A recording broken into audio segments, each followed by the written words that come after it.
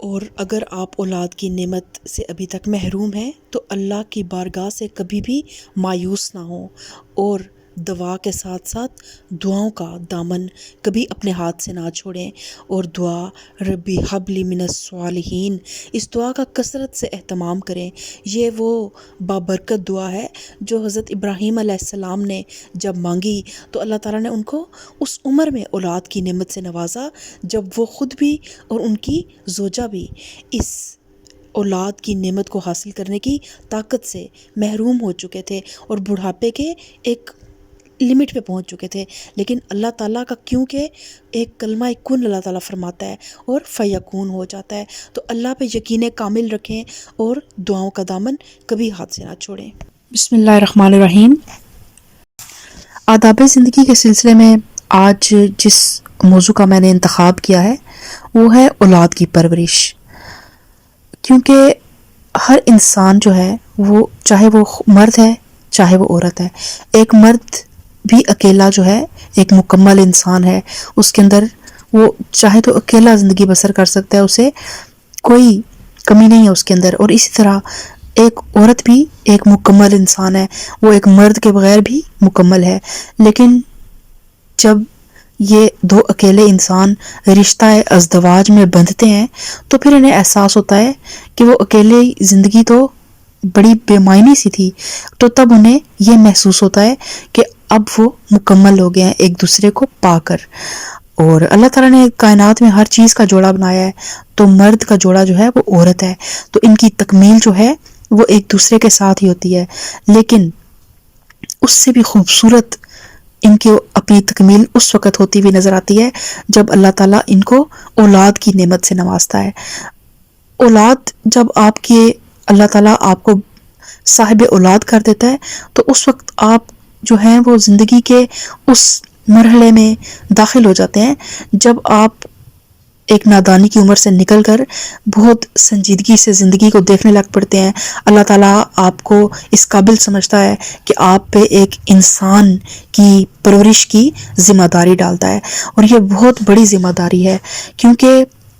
ایک انسان جو ہے وہ پورے معاشرے کے لیے بربادی کا باعث بھی بن سکتا ہے اور پورے معاشرے کے لیے اس کے بقا اور اس کی بھلائی کا اور خیر کا باعث بھی بن سکتا ہے۔ تو یہ والدین جو ہیں ان پہ ایک بہت بڑی ذمہ داری آ جاتی ہے کہ جب اللہ تعالیٰ ان کو صاحب اولاد کرے تو اپنی اولاد کی پرورش کے بارے میں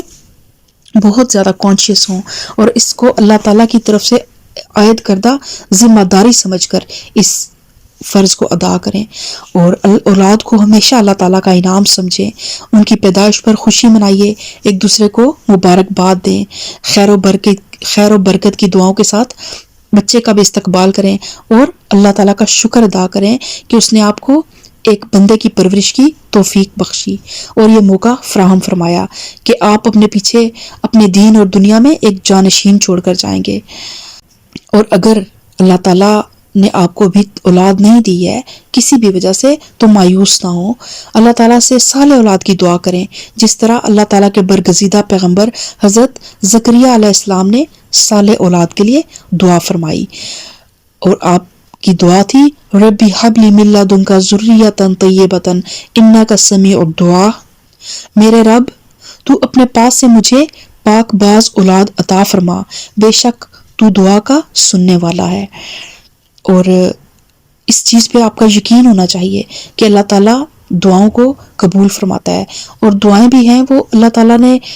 ایک دعا ایسی ہوتی ہے جو اللہ تعالیٰ دنیا میں ہی قبول کر لیتا ہے، ایک دعا ایسی ہوتی ہے کہ وہ ہم مانگ رہے ہوتے ہیں لیکن وہ ہمارے لیے ہمارے حق میں بہتر نہیں ہوتی، تو اللہ تعالیٰ اس کو تک قبول نہیں کرتا۔ اور کچھ دعائیں ایسی ہوتی ہیں جب وہ ہوتی جائز ہیں لیکن دنیا میں قبول نہیں ہوتی، تو آخرت میں اللہ تعالیٰ ان نا قبول ہونے والی دعاؤں کے صلے میں ہمیں بہت سے درجات سے اور بہت سے انعامات سے نوازتا ہے۔ تو دعا کا دامن کبھی بھی ہاتھ سے نہ چھوڑیں، اگر آپ کے حق میں بہتر، اور یہ یقین رکھیں کہ میری اللہ تعالیٰ میری وہ دعا ضرور قبول فرمائے گا جو میرے حق میں بہتر ہوگی، اور جو قبول نہیں فرمائے گا یا تو میرا حق میں بہتر نہیں ہے تو یا میرا رب اس کے بدلے مجھے بہترین چیز سے نوازنا چاہتا ہے، تو کبھی بھی اللہ کی رحمت سے مایوس نہ ہو۔ اور اولاد کی پیدائش پر کبھی دل تنگ نہ ہو۔ معاشی تنگی، صحت کی خرابی یا کسی وجہ سے اولاد کی پیدائش پر کڑھنے یا اسے اپنے حق میں ایک مصیبت سمجھنے سے سختی سے پرہیز کریں، اور کبھی بھی اولاد کو ضائع نہ کریں۔ پیدا ہونے سے پہلے یا پیدا ہونے کے بعد اولاد کو ضائع کرنا بدترین سنگ دلی اور بھیانک ظلم اور انتہائی بزدلی ہے، اور دونوں جہانوں کی تباہی ہے، اور اللہ تعالیٰ کی بہت زیادہ ناراضگی کا باعث ہے۔ اللہ تعالیٰ کا ارشاد ہے، اللہ تعالیٰ سورہ انعام میں فرماتا ہے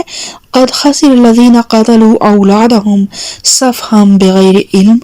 وہ لوگ انتہائی گھاٹے میں ہیں جنہوں نے اپنی اولاد کو ناسمجھی میں اپنی حماقت سے موت کے گھاٹ اتار دیا۔ اور آج کل ہم خصوصاً جب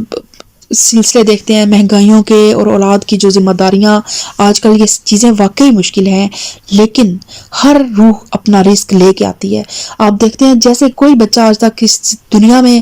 اپنی تاریخ میں چلے جائیں آپ، کوئی انسان بھوک سے نہیں مرا۔ اللہ پاک اس بچے کو پیدا کرنے سے پہلے اس کے رزق کا بندوبست فرماتا ہے، اور بعض اوقات تو بچے ہوتے ہیں اور ساتھ ساتھ اللہ پاک کاروباروں کے دروازے کھولتا ہے۔ اللہ تعالیٰ اتنی برکتیں اور اتنی آسائشیں اس روح کے صدقے میں والدین کو عطا فرماتا ہے۔ اور اللہ تعالیٰ نے قرآن پاک میں ایک اور جگہ پہ اللہ تعالیٰ فرماتا ہے وَلَا تَقْتُلُوا أَوْلَادَكُمْ خَشْيَةَ إِمْلَاقٍ نَحْنُ نَرْزُقُهُمْ وَإِيَّاكُمْ إِنَّ قَتْلَهُمْ كَانَ خِطْئًا كَبِيرًا، اور اپنی اولاد کو فقر و فاقے کے خوف سے قتل نہ کرو، ہم انہیں بھی رزق دیں گے اور ہم ہی تمہیں بھی رزق دے رہے ہیں۔ حقیقت یہ ہے کہ اولاد کا قتل کرنا بہت بڑا گناہ ہے۔ پر ایک بار ایک صحابی نے دریافت کیا یا رسول اللہ صلی اللہ علیہ وسلم سب سے بڑا گناہ کیا ہے؟ فرمایا شرک۔ پوچھا اس کے بعد؟ آپ نے فرمایا والدین کی نافرمانی۔ پھر پوچھا اس کے بعد؟ فرمایا تم میں سے اپنی اولاد کو اس ڈر سے مار ڈالو کہ وہ تمہارے ساتھ کھائے گی، کیونکہ کھلانے کا وعدہ اللہ تعالیٰ کا ہے۔ ولادت کے وقت ولادت والی عورت کے پاس آیت الکرسی اور سورہ آراف اور سورہ فلق اور سورہ ناس پڑھ کر دم کیجیے۔ آیت الکرسی تو آپ سب کو آتی ہی ہوگی یقیناً، اور سورہ آراف کی 2 آیتیں یہ ہیں، آیت نمبر 54 اور 55۔ ان ربکم اللہ الذی خلق السماوات والارض فی 6 ایام ثم استوى علی العرش یغشی اللیل النہار یطلبہ خفیفا والشمس والقمر والنجوم مسخرات بامرہ الا لہ الخلق والامر تبارک اللہ رب العالمین ادعوا ربکم تضرعا وخفیہ انہ لا یحب المعتدین۔ اور ولادت کے بعد نہلا دھلا کر بچے کے دائیں کان میں اذان اور بائیں کان میں اقامت کہیے۔ جب حضرت امام حسین رضی اللہ تعالیٰ عنہ کی ولادت ہوئی تو نبی کریم صلی اللہ علیہ وآلہ وسلم نے ان کے کان میں اذان اور اقامت فرمائی، اور نبی کریم صلی اللہ علیہ وآلہ وسلم نے یہ بھی فرمایا کہ جس کے ہاں بچے کی ولادت ہو اور وہ اس بچے کے دائیں کان میں اذان اور بائیں کان میں اقامت کہے تو بچہ ام الصبیان کی تکلیف سے محفوظ رہے گا۔ اور ام الصبیان جو ہے ایک مرگی ہے جو بچوں کو فاسد ہوا لگنے سے ہو جاتی ہے، اور اس مرض سے بچے بے ہوش ہو جاتے ہیں۔ اور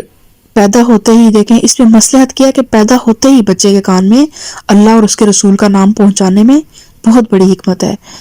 علامہ ابن قیم اپنی کتاب تحفۃ الودود میں فرماتے ہیں کہ اس کا مطلب یہ ہے کہ انسان کے کان میں سب سے پہلے اللہ تعالیٰ کی عظمت اور کبریائی کی آواز پہنچے، اور جس شہادت کو وہ شعوری طور پر ادا کرنے کے بعد داخل اسلام ہوگا اس کی تلقین اسے پیدائش کے دن ہی کر دی جائے، جس طرح مرتے وقت اسے کلمہ توحید کی تلقین کی جاتی ہے۔ اور اس کا دوسرا فائدہ یہ بھی ہے کہ شیطان جو کہ گھات لگا کر بیٹھا ہوا ہوتا ہے اور چاہتا ہے کہ پیدا ہوتے ہی انسان کو آزمائش میں مبتلا کر دے،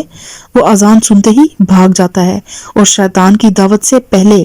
بچوں کو اسلام اور عبادت الہی کی دعوت دے دی جاتی ہے۔ اذان اور اقامت کے بعد کسی نیک مرد یا عورت سے کھجور چبوا کر بچے کے تالو میں لگوائیں اور بچے کے لیے خیر و برکت کی دعا کرائیں۔ حضرت اسما رضی اللہ تعالیٰ عنہ فرماتی ہیں کہ عبداللہ بن زبیر جب پیدا ہوئے تو میں نے انہیں نبی کریم صلی اللہ علیہ وآلہ وسلم کی گود میں دیا. آپ نے خرما منگوایا اور چبا کر لعاب مبارک عبداللہ بن زبیر کے منہ میں لگا دیا اور خیر اور برکت کی دعا فرمائی. اور حضرت عائشہ کا بیان ہے کہ نبی کریم صلی اللہ علیہ وآلہ وسلم کے ہاں جب بچے نومولود بچے لائے جاتے تھے تو آپ صلی اللہ علیہ وآلہ وسلم کھجور چبا کر ان کے تالو کے ساتھ لگاتے اور ان کے حق میں خیر اور برکت کی دعا فرماتے تھے. اور بچے کے لیے بہت پیارا اچھا سا نام تجویز کریں، خصوصاً جو پیغمبروں کے نام پر ہو، یا اللہ تعالیٰ کے نام پہ اگر آپ کوئی نام رکھنا چاہتے ہیں تو پہلے عبد لگا کر اس کی ترتیب دیں، جیسے عبداللہ، عبد الرحمن، عبد الاحد، عبد الصمد. اور نبی کریم صلی اللہ علیہ وآلہ وسلم کا ارشاد ہے قیامت کے روز تمہیں اپنے اپنے ناموں سے پکارا جائے گا، اس لیے بہترین نام رکھا کرو. اور نبی کریم صلی اللہ علیہ وآلہ وسلم کا یہ بھی ارشاد ہے کہ اللہ کو تمہارے ناموں میں سے عبداللہ اور عبد الرحمن سب سے زیادہ پسند ہیں. اور آپ نے یہ بھی فرمایا کہ انبیاء کے ناموں پر نام رکھو. اور بخاری میں ہے کہ آپ صلی اللہ علیہ وسلم نے فرمایا میرے نام پر نام رکھو، میری کنیت پر مت رکھو. اور کبھی ایسا ہو کہ اگر لا علمی میں آپ نے کسی بچے کا نام رکھ دیا اور آپ کو بعد میں علم آ جانے کے بعد آپ کو پتہ چلا کہ یہ نام جو ہے اس کا مطلب اچھا نہیں ہے، تو بچے کا نام تبدیل کر دیں، کیونکہ بچے کے نام کا اس کی شخصیت پر بہت زیادہ اثر ہوتا ہے. اور ہمیشہ کوشش کریں کہ اپنے بچے کا جو نام رکھیں اس کو پورے نام کے ساتھ بلائیں. مطلب اتنے خوبصورت نام ہوتے ہیں، جیسے کسی کا نام عبد الرحمن ہوتا ہے تو ہم اسے مانی مانی کر کے بلانے لگ پڑتے ہیں. تو بامعنی ناموں کے ساتھ اپنے بچوں کو بلائیں، کیونکہ بچے کی شخصیت پر اس کے نام کا بہت زیادہ اثر ہوتا ہے. اور بچے کی جو نام جس نام سے ہم اپنے بچے کو بلائیں گے وہی ٹریٹس اس بچے کے اندر آئیں گے. تو ہمیشہ اپنے بچے کو اچھے نام سے جو اس کا نام رکھیں اس کو مکمل نام کے ساتھ پکاریں، اس سے آپ کے بچے کی شخصیت میں کانفیڈنس بھی آئے گا. اور نبی کریم صلی اللہ علیہ وسلم اگر کسی کا نام آپ صلی اللہ علیہ وسلم کو مطلب کے لحاظ سے اچھا نہیں لگتا تھا تو آپ صلی اللہ علیہ وسلم اس کو بدل دیتے تھے. اور حضرت زینب ابو سلمہ کی بیٹی ہیں، ان کا نام برہ تھا، اور برہ کے معنی ہے پاک باز. تو نبی کریم صلی اللہ علیہ وآلہ وسلم نے جب یہ سنا تو فرمایا خود ہی اپنی پاک بازی کا دم بھرتی ہو. تو لوگوں نے کہا پھر کیا نام رکھیں؟ آپ نے فرمایا زینب رکھیں. اور 7ویں دن اپنے بچے کا عقیقہ کریں، لڑکے کی طرف سے 2 بکرے اور لڑکی کی طرف سے 1 بکرا. لیکن اگر لڑکے کی طرف سے 2 بکرے آپ کی حیثیت نہیں ہے، آپ کی استطاعت کم ہے، تو آپ 1 بکرے سے بھی کر سکتے ہیں. یہ بالکل حکم اس طرح فرض نہیں ہے کہ آپ نے 2 ہی بکرے کرنے ہیں، آپ 1 بکرے سے بھی بیٹے کا عقیقہ کر سکتے ہیں. اور بچے کے 7ویں دن جب آپ بال اتروائیں تو اپنی استطاعت کے مطابق اس کے بالوں کا وزن کریں، اس کے برابر سونا یا چاندی خیرات کریں. نبی کریم صلی اللہ علیہ وسلم کا ارشاد ہے 7ویں روز بچے کا نام تجویز کیا جائے اور اس کے بال اتروا کر اس کی طرف سے عقیقہ کیا جائے، اور ساتھ ہی ختنے کا بندوبست بھی کریں. اور اگر کوئی میڈیکل ریزن ہے، بچہ انڈر ویٹ ہے یا کوئی مسئلہ ہے، تو پھر بے شک آپ ابھی اس کو ڈیلے کر سکتے ہیں، لیکن کوشش کریں کہ بچے کی ایک نماز کی عمر سے پہلے 7 سال سے پہلے آپ بچے کا ختنہ کروا لیں. تو آج کے لیکچر میں ہم نے پڑھا کہ اسلام ہمارا دین، ہمارے نبی کریم صلی اللہ علیہ وآلہ وسلم ہمیں کون سے اصول اور کون سے طریقے انہیں بتائیں کہ جن خطوط پر ہم عمل کر کے اپنے بچوں کی پرورش کریں تو وہ ایک امت مسلمہ کے بہترین فرد بن کر معاشرے میں ایک پازیٹیو رول پلے کریں انشاءاللہ. اللہم صلی علی محمد و علی آل محمد.